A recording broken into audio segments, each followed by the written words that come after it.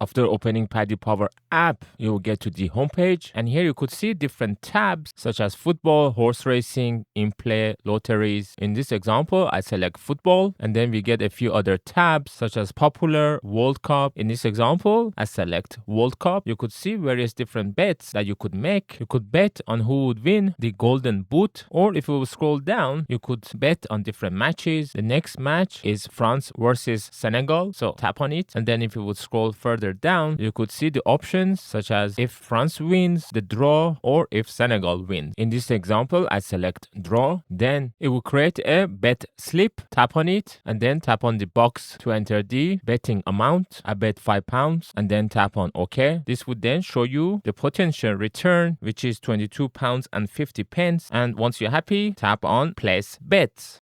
And now when you tap on see the bet receipt, you could check the details of the bet. And then if you would tap back on the home page, you could always check your bets by selecting my bets. And here you could see the bet that would take place today, which we will need to wait and see the results. Now the game is finished. To see your results, tap on my bets, and then tap on settled. Here you could see the stake and the returns, which is 0,